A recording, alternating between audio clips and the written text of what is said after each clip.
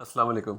इस टॉपिक में हम अमेज़ॉन की जो रेफरल फीस है वो डिस्कस कर लेते हैं क्विकली। और चूंकि ये ड्रॉप शिपिंग मॉडल के लिए हम फीस कैलकुलेट कर रहे हैं तो ये बड़ा आसान है और सिंपल सा तरीका है।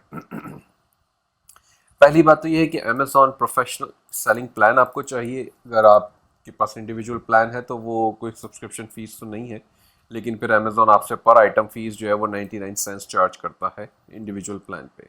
अगर आप प्रोफेशनल पे चले जाते हैं तो इसके तकरीबन $40 पर मंथ ही आपसे चार्ज करेगा, लेकिन फिर ये फीस अप्लाई नहीं होगी, जो कि ठीक है। और एडिशनल कुछ फीचर्स भी आपको इसमें मिलते हैं, रिपोर्ट्स वगैरह है। तो ये थोड़ा सा इंपॉर्टेंट है। अच्छा, रेफरल फीस जो है वो हर सेल के ऊपर अमेजोन चार्ज करेगा आपसे, और ये बेस्ड ऑन योर ऑर्डर्स होती हैं, जो ऑर्डर का अमाउंट होता है। ठीक है, तो जैसे बुक्स की कैटेगरी है अगर आपकी, तो इसमें ये 15% आपसे लेगा। इसी तरीके से कैमरा है, सेल फोन्स है, इन सब में 8-8% ये आपसे ले रहा है। अच्छा, अगर आप फर्नीचर एंड डेकोर में आ जाते हैं तो 15% है, लेकिन इसकी कुछ इन्होंने 10% for any portion of the total sales price greater than $200। तो वो $200 से ऊपर जो अगर आपका अमाउंट होगा सेल्स का, तो फिर वो बाकी के 200 के ऊपर के जो हिस्सा है, लेट्स से $300 का आपका सेल हुआ है, तो $200 के ऊपर तो जो है वो 15% चार्ज करेगा, लेकिन बाकी का जो $100 है उसके ऊपर वो 10% लेगा। तो वो 15% 200 के ऊपर $30 हुआ, और 300 का जो 100 के ऊपर 10% लिया वो $10 हुआ। तो इस तरीके से ये आपका टोटल फीस इसको चार्ज करेगा।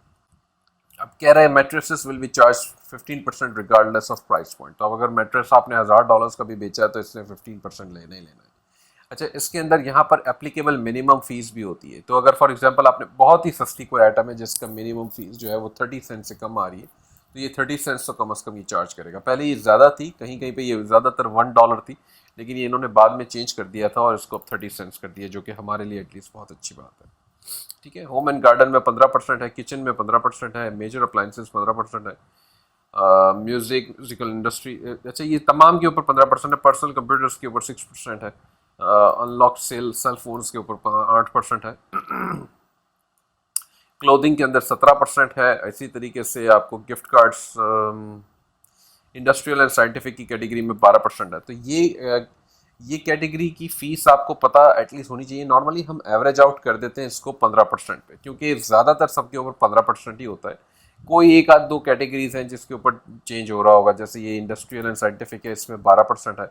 इसी तरीके से यहाँ ऊपर अगर आप ऑटोमोटिव कहीं पर आ रहा है तो ऑटोमोटिव का मेरे ख्याल से कुछ कम है। तो हमें ये रहा ऑटोमोटिव, इसका भी 12% है। ठीक है, तो ये दो तीन ऐसी कैटेगरीज हैं जिसमें कम है, लेकिन ज़्यादातर के अंदर जो है वो 15%। तो हम एवरेज आउट इसको 15% के ऊपर ही करते हैं, जो हमारी कैलकुलेशन होती है। और 15% की क्विकली कैलकुलेशन में बता देता हूँ। अगर आपको एक आइटम $60 का वॉलमार्ट से मिल रहा है, और अगर आपने उसको $100 का अमेजोन पे बेच दिया है, तो आप इसमें से माइनस करेंगे 15% अमेजोन की फीस। अब आपके पास बच गया $85। ठीक है, अगर अब आपने $60 की आइटम परचेज करनी है वॉलमार्ट से, तो वो आपने कर ली, तो आपके पास बच गया $25, $25। तो ये एक बस से क्विक कैलकुलेशन थी। किसी भी आइटम को ड्रॉप शिपिंग मॉडल के ऊपर जब आप कैलकुलेट करते हैं तो आप इस तरीके से करते हैं।